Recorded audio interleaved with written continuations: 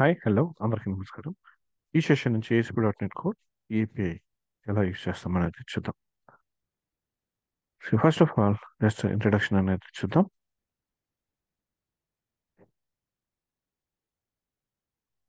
What is ASP.NET core web API? So first వచ్చేసి ఇనిషియల్గా మనం ఇంట్రడక్షన్ అండ్ ఎన్విరాన్మెంట్ సెటప్ అనేది ఎలా చేస్తామో చూద్దాం.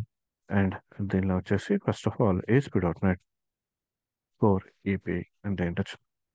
See, ASP.NET Core Web API is a framework for building scalable and high-performance web services using ASP.NET Core Platform.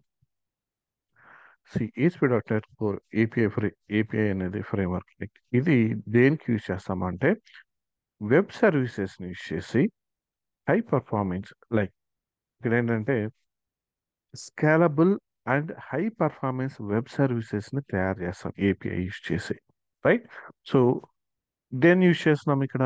ASP.NET core platform use చేసి, అంటే ASP.NET core platform మీద ఏపీఐస్ని యూజ్ చేసి మనం building scalable and high performance web సర్వీసెస్ని develop చేస్తున్నాం. Clear?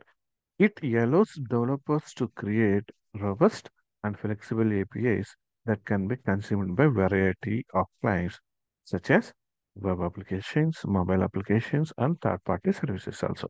So APS ఎప్పుడైతే మనం develop అనేది చేస్తామో వాటిని యూజ్ చేసి మనం services, web services like web applications వాటిని యాక్సెస్ చేసుకోవచ్చు, మొబైల్ యాప్స్ యూజ్ చేసుకోవచ్చు, అలాగే థర్డ్ పార్టీ సర్వీసెస్ ఏమున్నా కానీ వాటిని యాక్సెస్ అనేది చేసుకుంటాయి ఏపీఎస్ని.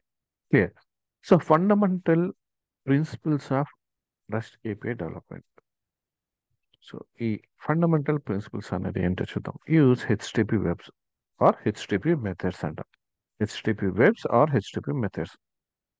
సో ఇక్కడ మన ఈ ఏపీఎస్ అనేది should make use of appropriate HTTP verbs to perform actions on resource. So resource మీద మనకి యాక్షన్స్ తీసుకునేటప్పుడు దానికి పర్ఫెక్ట్గా మ్యాచ్ అనేది ఏదైతే అవుతుందో ఆ హెచ్టిపి మెథడ్స్ని మనకి ఇక్కడ యూజ్ అనేది చేస్తుంది.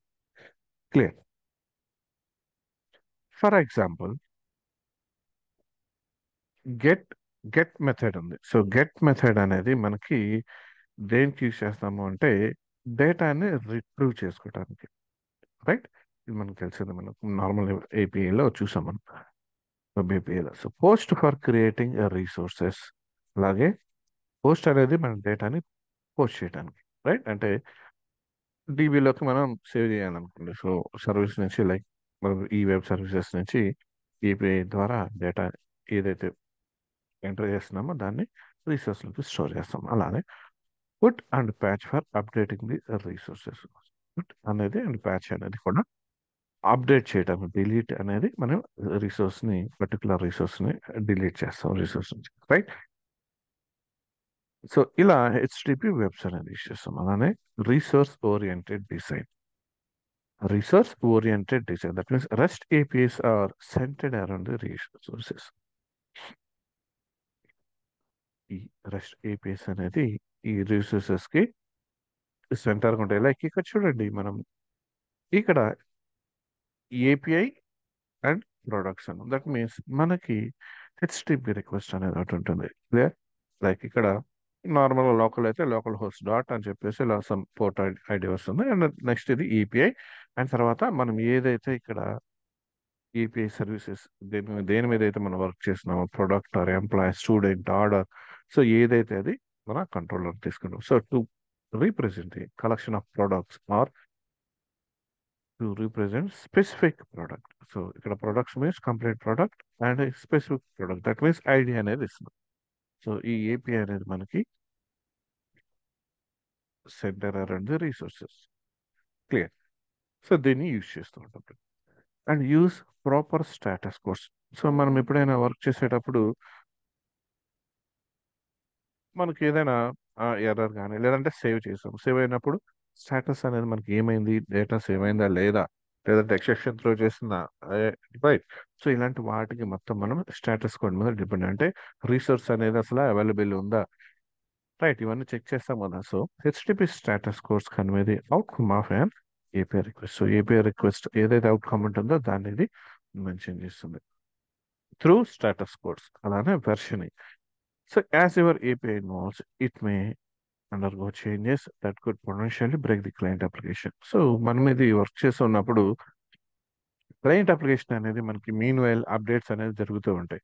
రైట్, ఎలా అంటే అంటే క్లయింట్ అనే వాళ్ళు యూజ్ చేసే వాళ్ళు చాలా మంది ఉంటారు కాబట్టి ఒక్కొక్కరు ఒక్కొక్క చేంజ్ అనేది చేస్తుంటారు. సో ఎప్పుడు ఎవరు ఏ చేంజ్ చేశారు అనేది మనం నార్మల్గా మనం అది లైక్ దాన్ని ఎలా మెయింటైన్ చేస్తామంటే బై ప్రొవైడింగ్ వెర్షనింగ్. సో ఫస్ట్ ఏదైనా చేంజ్ చేసామనుకోండి, అప్డేషన్స్, సో వెర్షన్ 1, నెక్స్ట్ వచ్చే చేంజెస్ వెర్షన్ 2. సో దాన్ని బట్టి మనం ఈజీగా చేంజెస్ అనేది చేయండి, దట్ మీన్స్ ఈజీగా ఐడెంటిఫై అనేది చేయొచ్చు. సో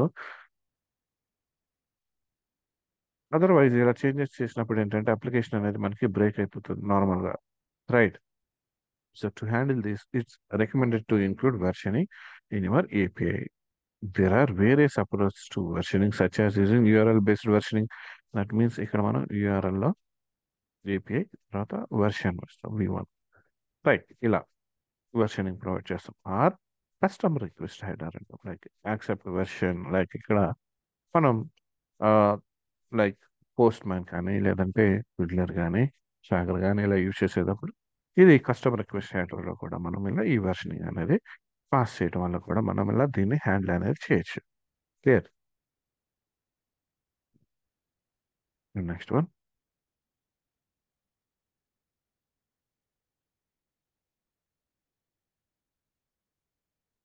అండ్ నెక్స్ట్ వన్ వచ్చేసి ఇన్పుట్ వ్యాలిడేషన్.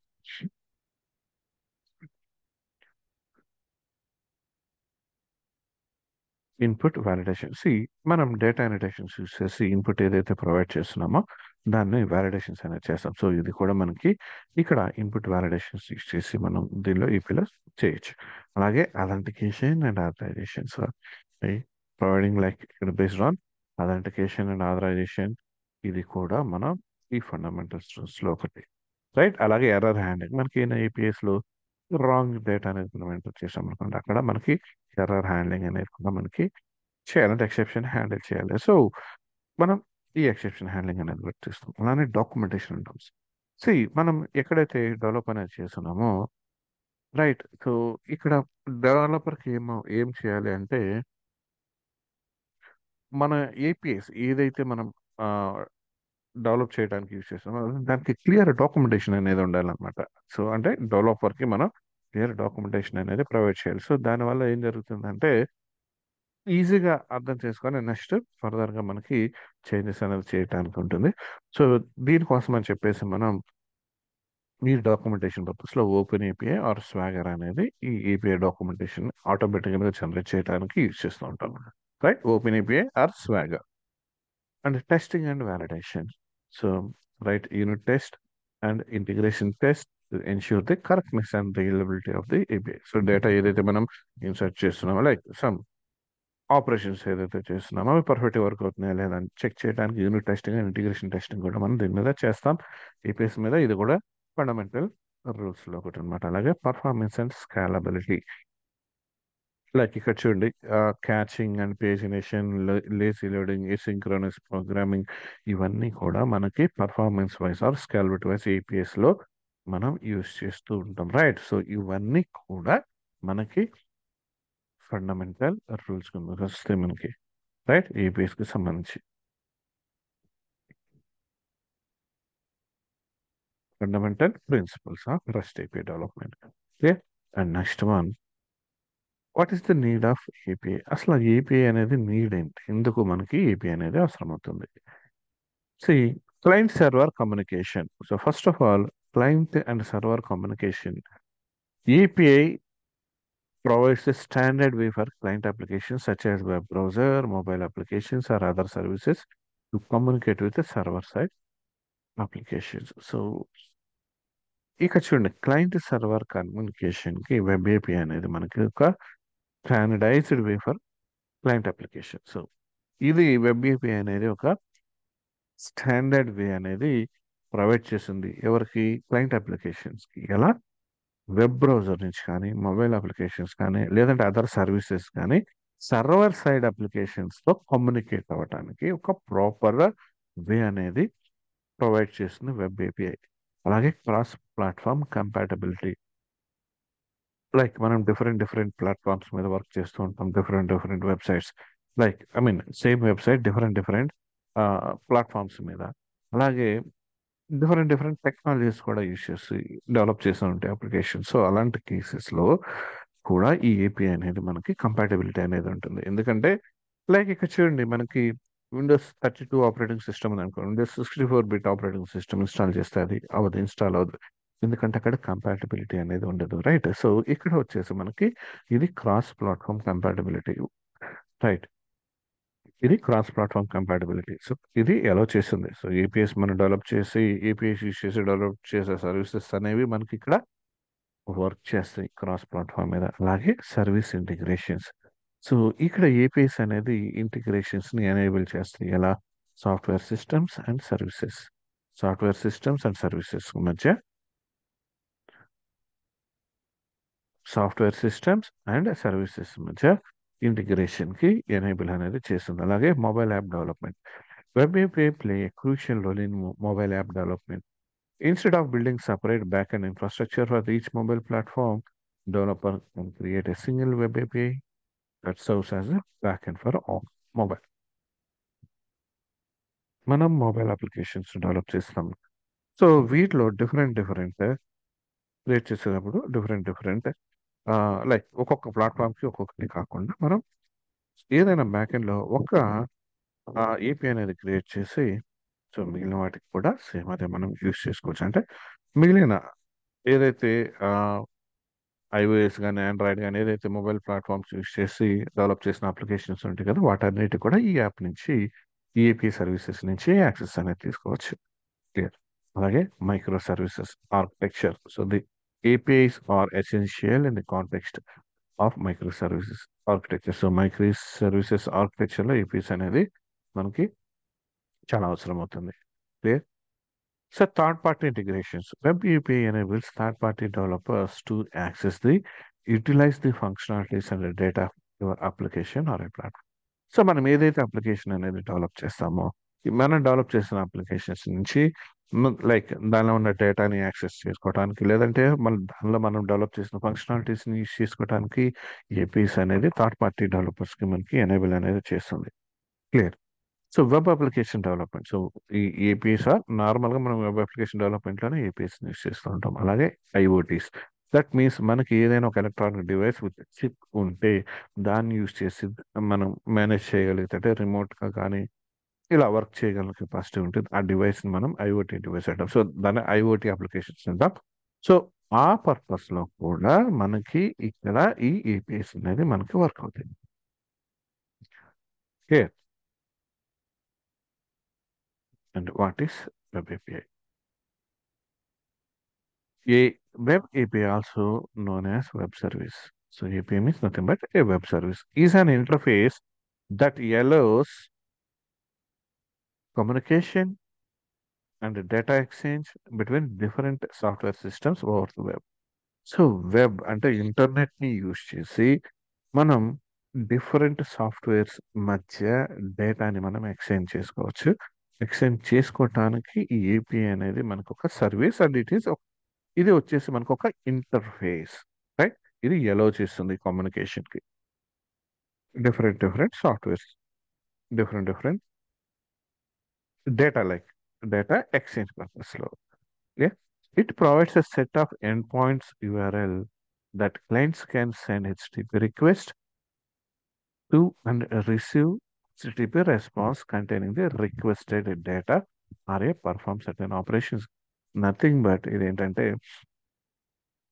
ఎండ్ పాయింట్స్ ఉంటాయి మనకి. ఇప్పుడు client side or like server side ఎలా ఉంటుంది కదా మనకి. సో దీనిలో ఏంటంటే మనకి ఎండ్ పాయింట్స్ ఆర్ ని ప్రొవైడ్ చేస్తుంది ఇక్కడ, రైట్? సో ఈ ఎండ్ పాయింట్స్ ఇవ్వటం వల్ల ఏంటంటే క్లయింట్ అనేవాడు హెచ్టిపి రిక్వెస్ట్ ని పంపించవచ్చు, అండ్ అలానే హెచ్టిటిపి రెస్పాన్స్ ని రిసీవ్ చేసుకోవచ్చు, right? So that means HTTP request అనేదేమో డేటాని రిక్వెస్ట్ చేయడానికి, హెచ్టిటిపి రెస్పాన్స్ అనేది ఏంటంటే మనకి ఆపరేషన్స్ పర్ఫామ్ చేసిన తర్వాత డేటాని రిట్రీవ్ చేసుకోవడానికి, రైట్? మనకి ఎండ్ పాయింట్స్ ఉంటాయి అనమాట.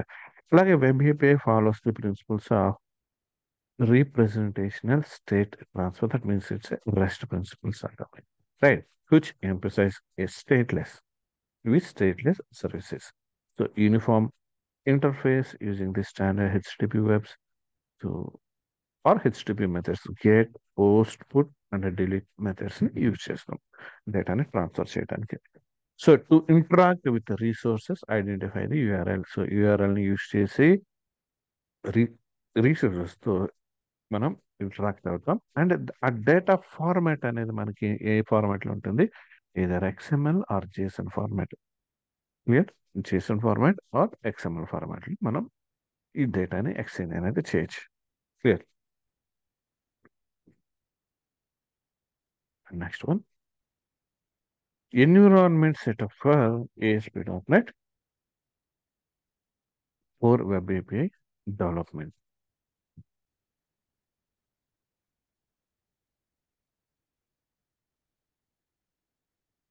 So API development first environment setup first వచ్చేసి మనకి operating systems, any of these Windows కానీ మ్యాక్ కానీ లైనక్స్ కానీ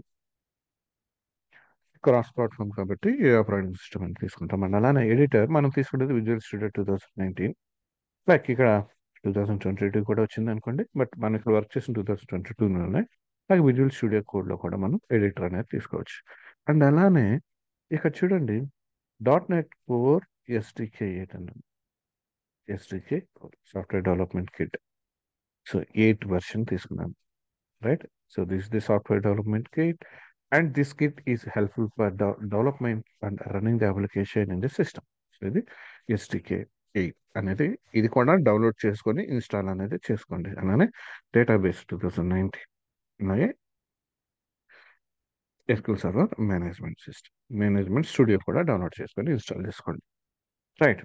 సో ఇన్స్టాలేషన్స్ చాలా వీడియోస్ ఉంటాయి అండ్ ఐడియా కూడా ఉంటుంది మీకు ఇన్స్టాలేషన్ ఎలా చేసుకోవాలనేది చేసుకోండి. నేను ఆ ఇన్స్టాలేషన్ వీడియోస్ అనేది ఏం చూపించట్లేదు, సింపుల్గానే ఉంటాయి ఇన్స్టాలేషన్ డౌన్లోడ్ చేసుకొని, రైట్? అలానే ఏపీఐ చెక్ చేయడానికి మనం పోస్ట్ మ్యాన్ కానీ ఫిడ్లర్ కానీ డౌన్లోడ్ చేసుకొని ఇన్స్టాల్ చేసుకోండి, రైట్? సో యాక్చువల్గా మనం ఏపీఐ వర్క్ చేయడానికి మ్యాక్సిమం మీరు ఎంబీసీతో వర్క్ చేశారు, కోర్లో వర్క్ చేశారంటే, డేటాబేస్తో కూడా వర్క్ చేస్తారంటే మ్యాక్సిమం ఇవన్నీ కూడా మనకు ఉంటాయి. బట్ ఇది .NET Core SDK అనేది కొత్తగా ఇన్స్టాల్ అనేది చేసుకోండి. ఓకే, నెక్స్ట్ వన్ HTTP చూద్దాం. HTTP యాక్చువల్గా మనం ఏ వెబ్ అప్లికేషన్ తీసుకున్నామో, ఏ వెబ్సైట్ చూస్తున్నా పైన మనకి కనిపించేది URL లో HTTP, రైట్? www డాట్ అని ఇలా మనకి URLs కనిపిస్తూ ఉంటుంది right side. So what is HTTP? HTTP is nothing but Hypertext Transport Protocol, right? HTTP stands for Hypertext Transport Protocol. It is an application layer protocol used to communicate on the World Wide Web. So www dot అంటాం. So that is World Wide Web. Communicate చేయడానికి ఇది application layer యొక్క protocol, right? It serves as a foundation for exchanging the information between a web server and the client, typically a browser. Web server and the client ki madhya, client is nothing but web browser. So web server and web browser ki madhya information ni మనం exchange చేస్తూ ఉంటుంది ఇది, right? ఇది service చేస్తుంది మనకి ఇక్కడ.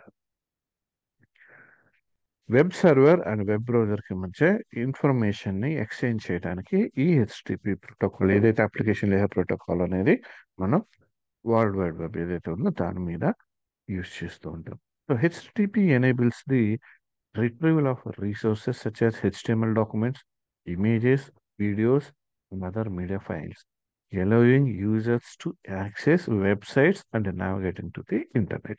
So ఈ HTTP అనేది ఎనేబుల్ చేస్తుంది ఏంటంటే రిసోర్స్ని రిట్రీవ్ చేయడానికి. ఎలా?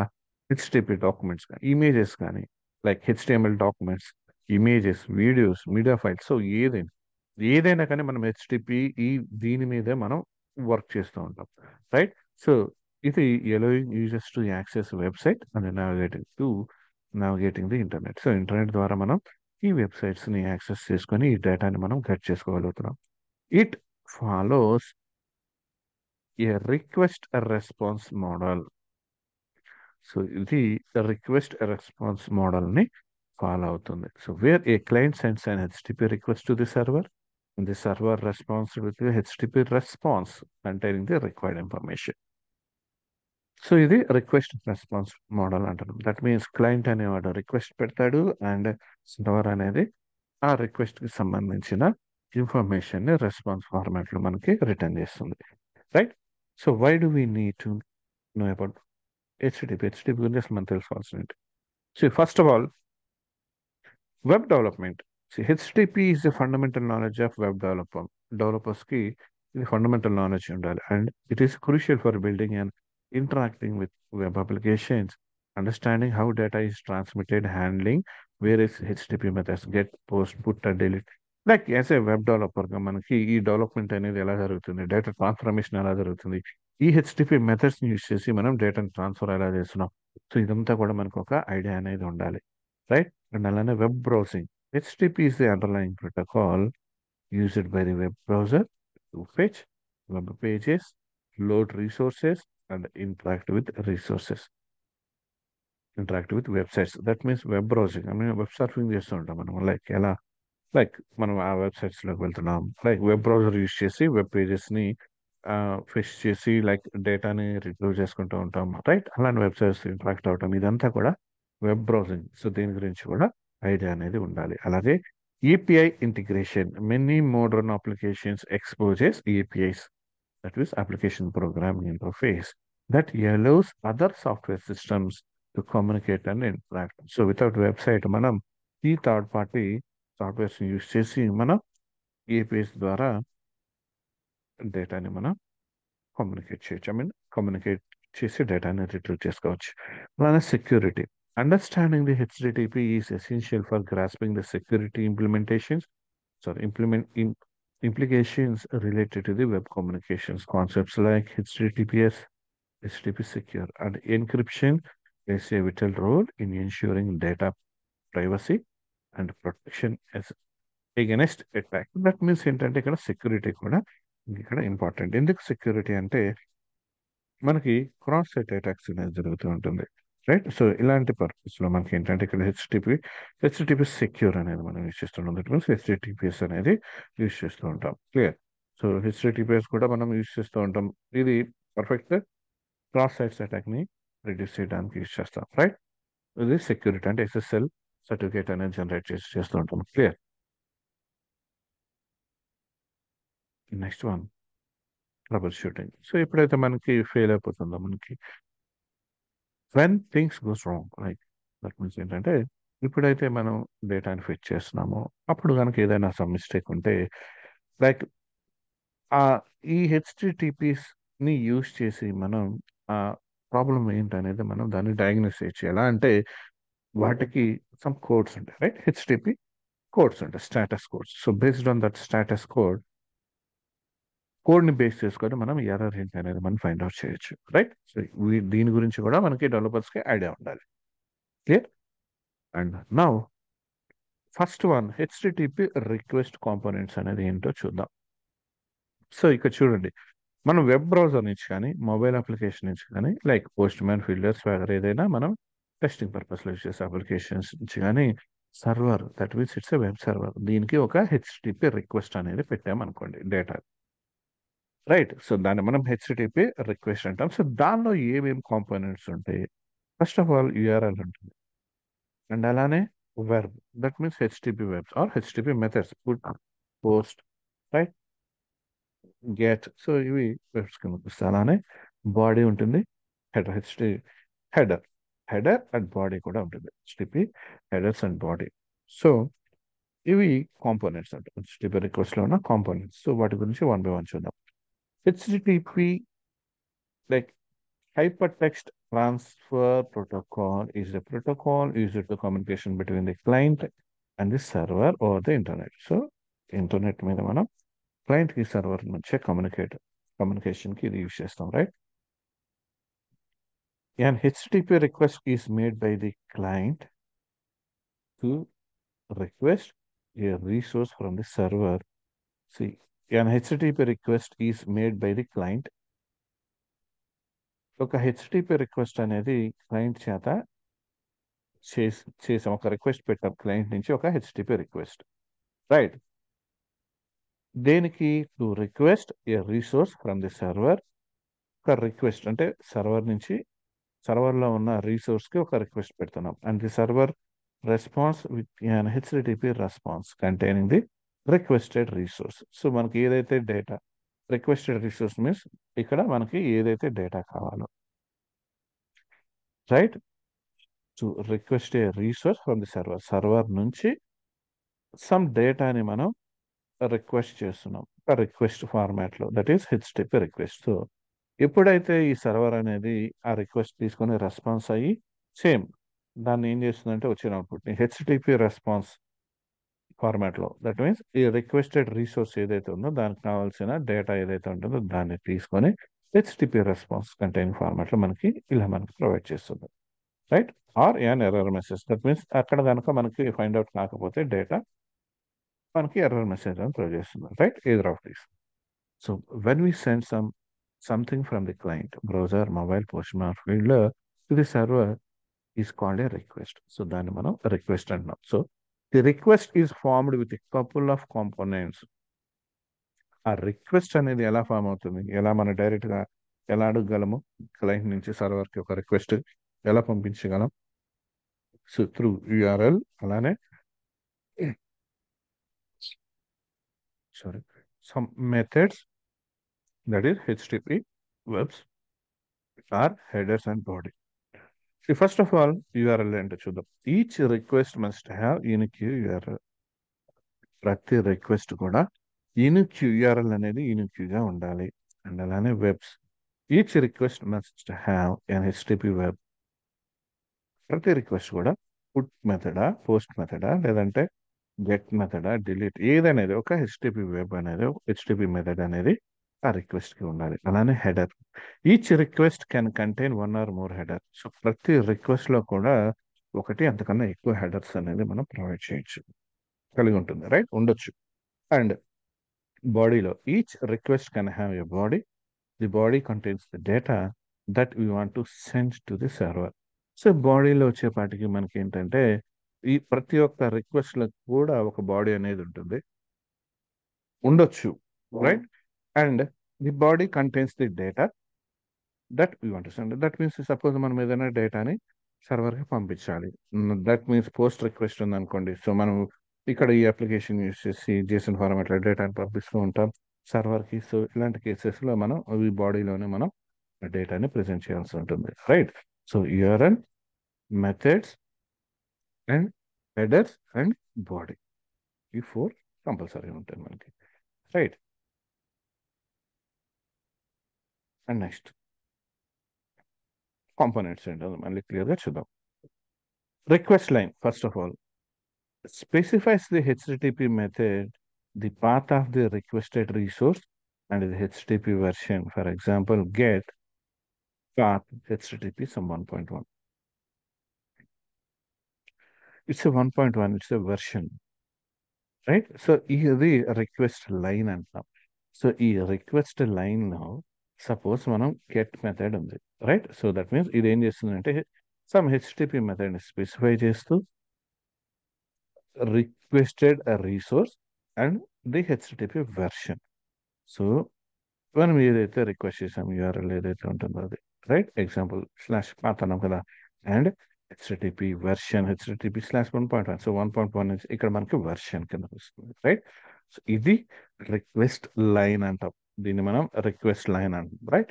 అలాగే request headers key value pairs that provides additional information about the request. Some common headers are, so request headers వచ్చేసి మనకి కీ వాల్యూ పేర్ అంట, రైట్. అంటే జస్ట్ ఒక నేమ్ సమ్ హోస్ట్ వచ్చేసి కాలన్ వచ్చేసి లోకల్ హోస్ట్ అని చెప్పేసి ఇలా ఇస్తాం కదా, అంటే కీ వాల్యూ పేరు వస్తుంది మనకి ఇక్కడ.